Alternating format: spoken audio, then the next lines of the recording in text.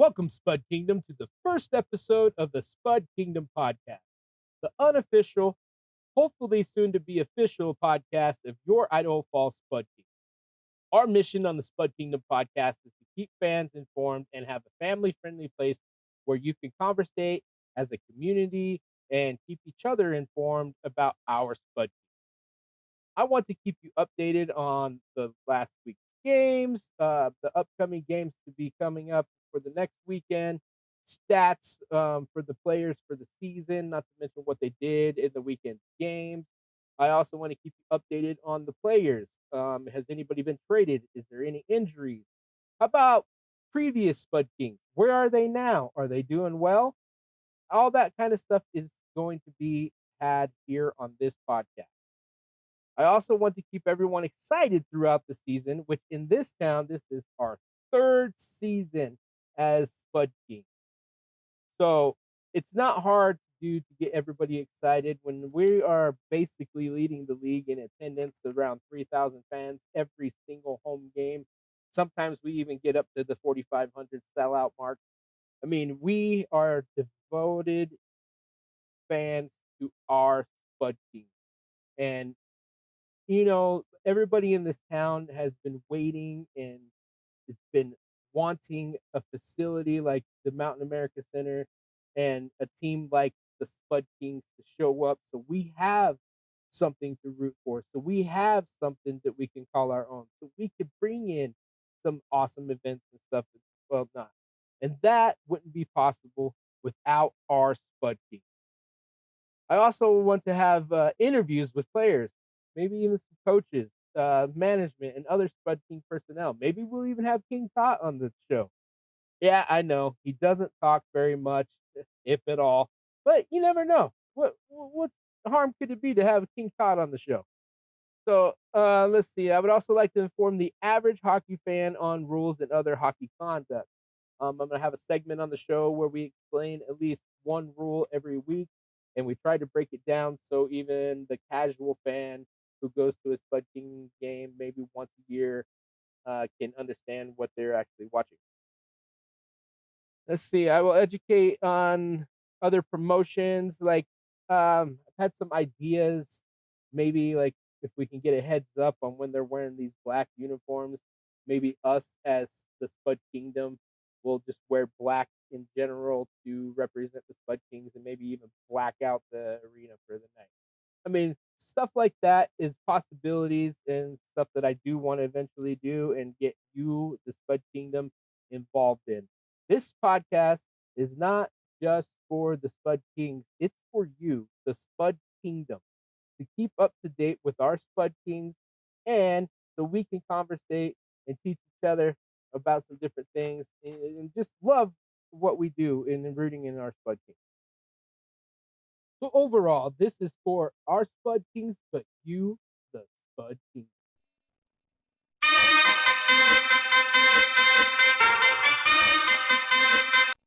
Hey, Spud Kingdom. Are you a local business looking to reach a wider audience? An audience with a similar interest like cheering on our Spud Kings?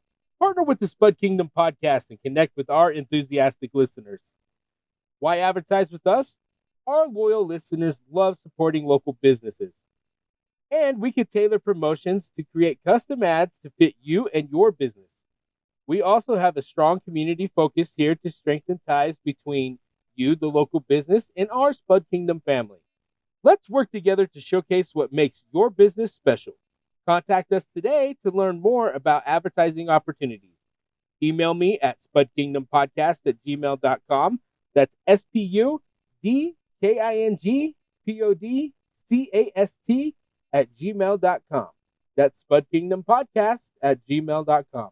The Spud Kingdom Podcast, where businesses and the community grow. Now that I've given you a little brief rundown of what we're going to be doing here on the podcast, let's get into our first action of the season. Well, not for the Spud Kings, but for us here on the podcast. Game one was Friday, October 25th against the Casper Warbirds.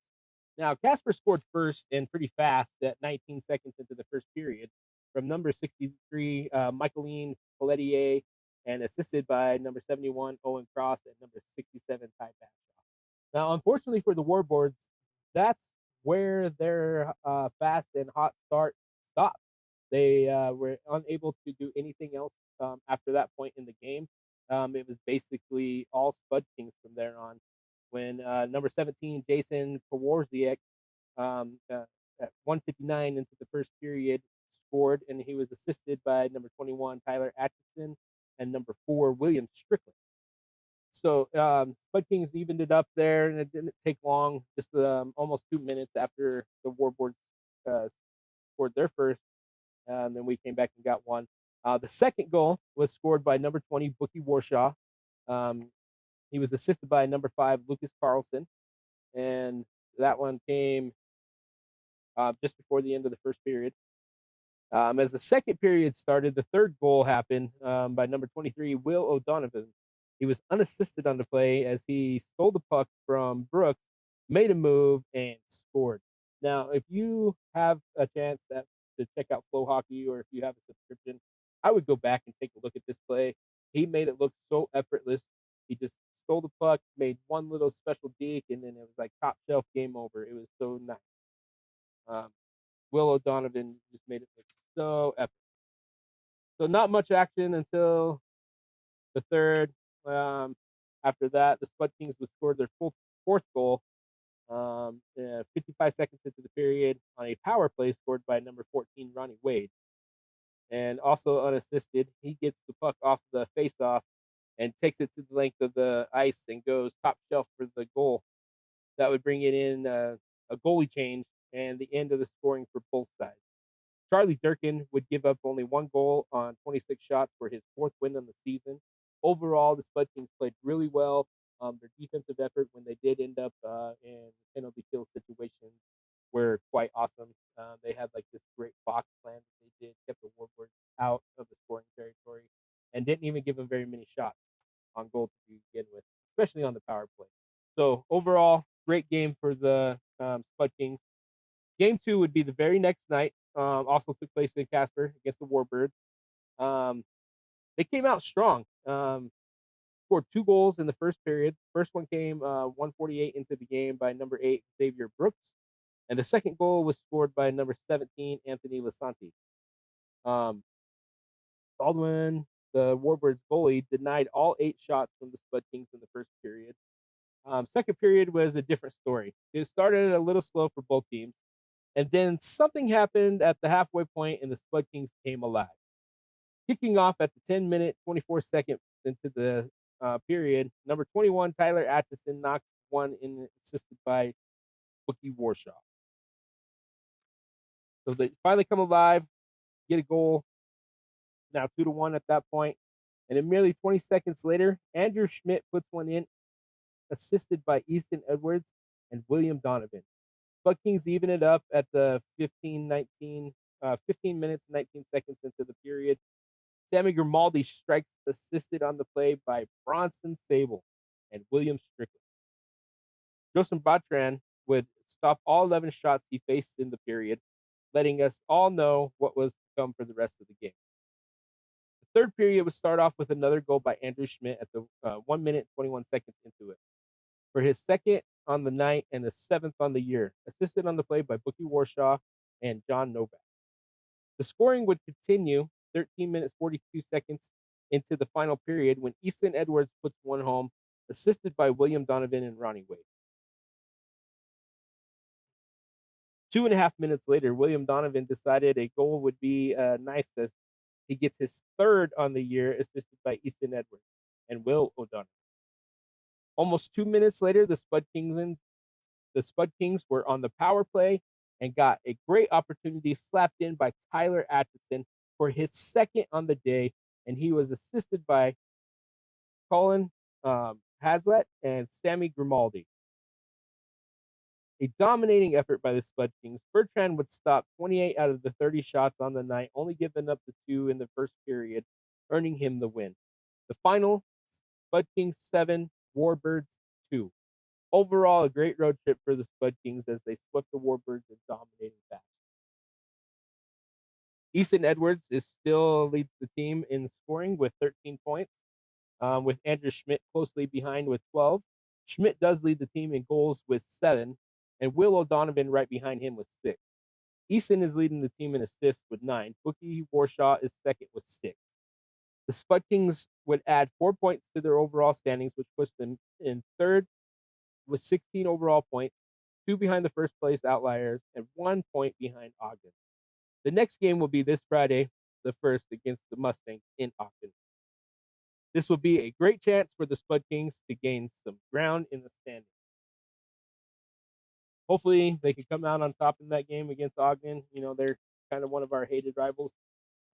And to come out on top of them in that game would do very big numbers for us in the standings and for a little bit of motivation for the rest of the way, since it is a big rival and they are a good team standing in second place right now. So, what stood out to me? Got a lot of good scoring from our leaders in the race. Um, there was some good passing. Goaltending was really good. Come to find out after this game, we actually traded away Preston Carter because we had such a good standing from Bertram. So look forward to seeing Bertram and Durkin as our goalies for the rest of the season. Um, let's see. Yeah, no real concerns from that game. No injuries to break down. There was one from the Warbirds. I didn't quite get it and the information on it, so I don't really have much to report. Nothing from the Spud Kings from this game. So overall, a good road trip. Yeah, hopefully they can do some damage this weekend against Ogden. So we're gonna take a break and we'll be right back after this.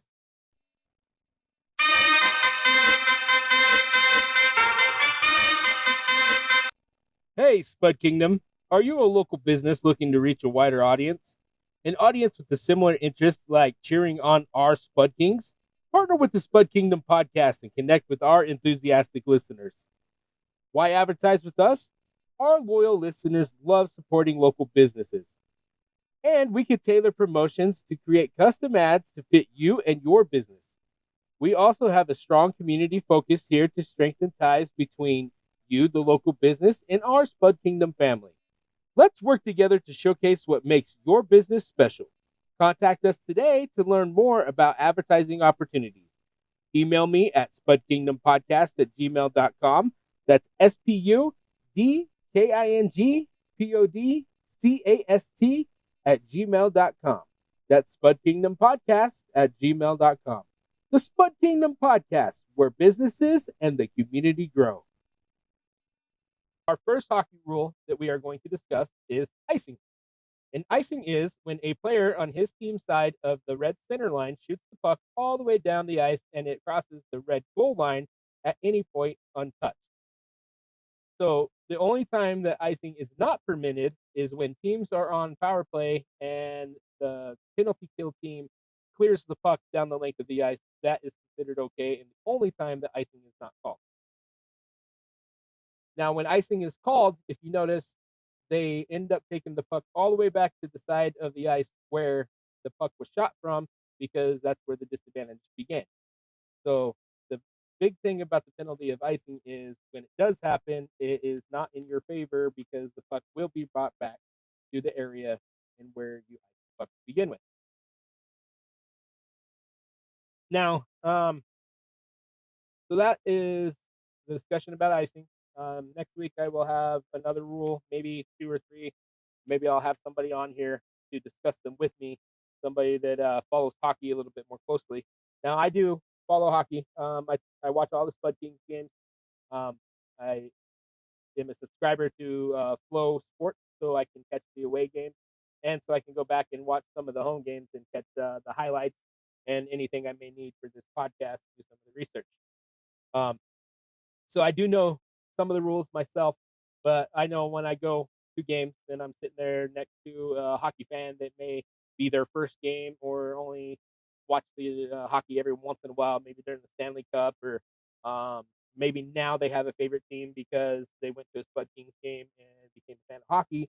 So now they watch it every once in a while, but they're still confused on the rules. So I'm going to do what I can to break down the rules and describe them the best that I can for you. Um, I will have others uh, on here to help me with some of the rules and to explain them. Maybe I'll even have some of the Spud King players themselves. That way you can get a firsthand look at some of the rules, and sometimes they do them on purpose, and you can kind of get a reason for why they're doing that as well. So, with that being said, that's the end of the rule segment. Um, Normally, what we would do now is go into a fan interview to talk about their first Spud Kings experience, or how they feel about hockey in general, or what may have changed them into a hockey fan to begin with. Just random things like that. Maybe even their favorite stadium food. Um, I know a lot of people when they go to the games don't realize we have so many different options for food. So it's kind of a fun segment when people talk about food and what they like and what they don't like. So it could be fun there. But yeah, normally I would have a fan segment. So I guess I'll give you a brief description of my fan experience. Um, so I've always been a fan of hockey since I was little. It's always exciting how fast the players skate on the ice, how hard they hit each other, and stuff like that. When you're a kid, that's real exciting, and it brings a little bit of like adrenaline to you, even though you're not the one playing, and it makes you get interested into the game a little bit.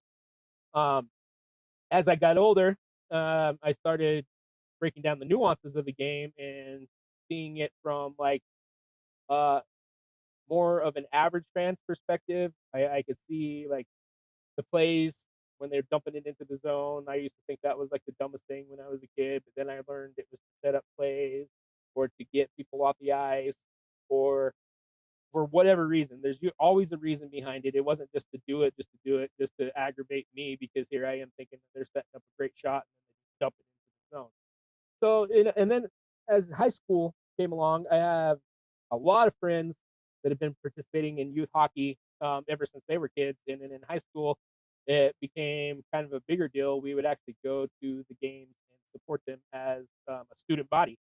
So I grew up and went to Skyline High Schools myself, and so a lot of the games that we would go to would be the Skyline versus IF games, just because they were always heated, they were always close, and it was always a good time. And for me, I went to a middle school slash junior high that had students from both IF and Skyline, respectively, for the future going to it. So I grew up with a lot of friends from both schools. And when I was younger, before junior high, I traveled basically every year. Your lease is up on your house, so we would move, and I would end up in a different school district or a different school. And so I met a lot of friends throughout the years, and hockey has been one of the most common things I've noticed with a lot of my friends, no matter what part of the town they are. Because here in Idaho Falls, we have long, cold winters, and honestly, there isn't much else to do besides basketball and hockey. And hockey saved a lot of these kids from doing who knows what in the winter.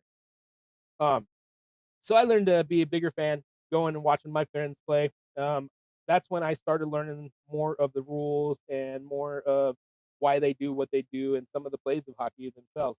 Then as I got older, um, the Phoenix at the time, Phoenix Coyotes got their first team. The Winnipeg Jets transferred to Phoenix and became the Coyotes. And so at that point, I actually started following and watching the team. And with that being said, like it actually gave me more interest to watch actual hockey games on TV. When I was growing up, besides the three major sports, football, basketball, and baseball, it was very rare that you saw hockey. And if you did, it was Wednesday night hockey or something like that. And you'd only see it every once in a while. And a lot of the times, you only see like the bigger teams like the Penguins, the Red Wings, the Blackhawks, the Rangers, some of them original teams from the East Coast and whatnot. And when Arizona got a team, Phoenix, it drove me to watch more of the sport and keep an eye on it because now I have something to root for. Now I personally have a team to follow. Um, Recently, we all know that Arizona Coyotes kind of folded, but not really. They just moved. They're now in Utah, in Salt Lake City, as the Utah Hockey Club. Um, so I could not follow the team to Utah. I decided then and there that I would start looking for a new team. and I broke it down between a couple, and decided ultimately that I am now a Ducks fan.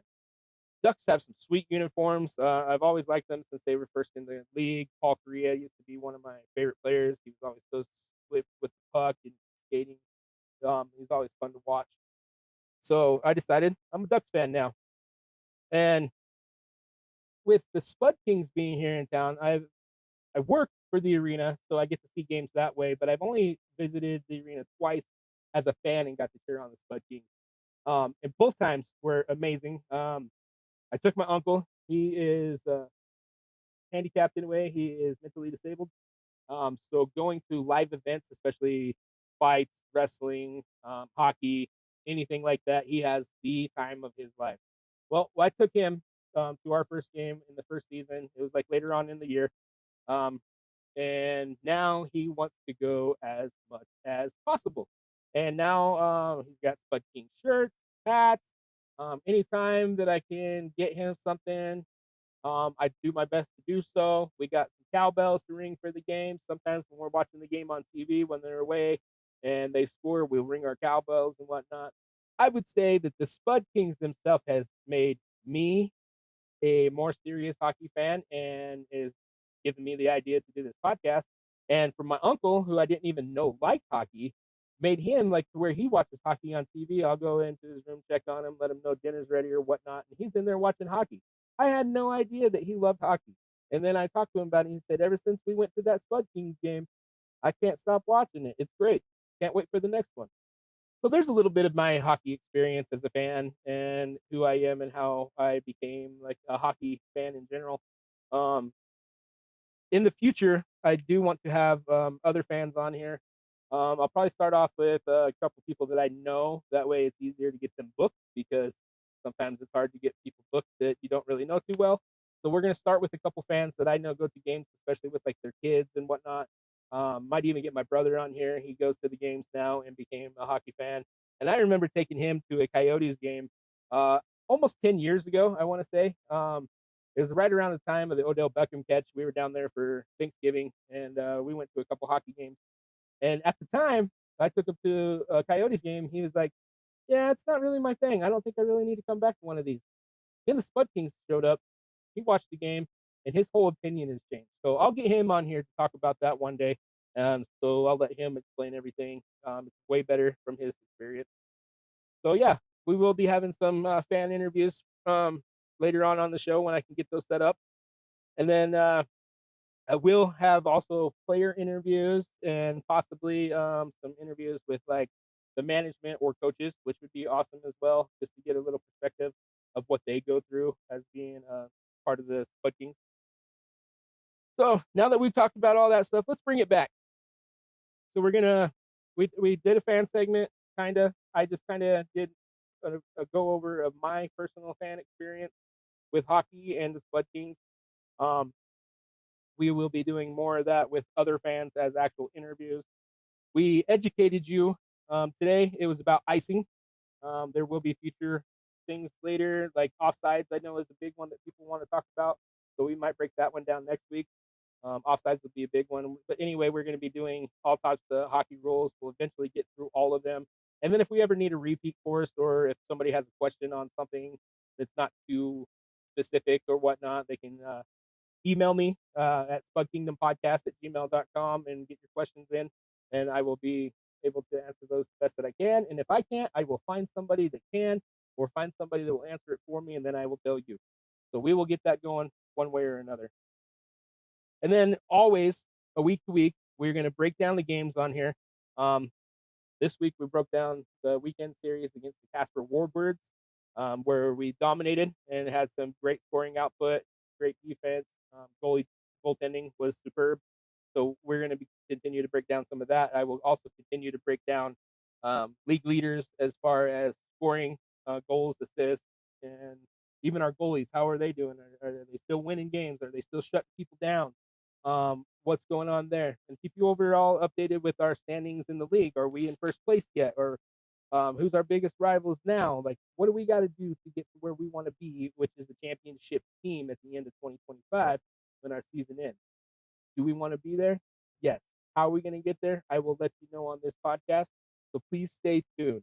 So thank you again for tuning in to the first edition of the Spud Kingdom podcast. I hope to see you next week. Well, I guess I won't see you because it is a podcast, but I hope to be have you listen to me next week, and we'll come back for more. And I'll have updates on the Mustangs game, and then the week following, we will be back at home, and we should be able to get some good stuff there too. So, for everybody here at the Spud Kingdom podcast, mainly myself, have a great weekend and go Spud King!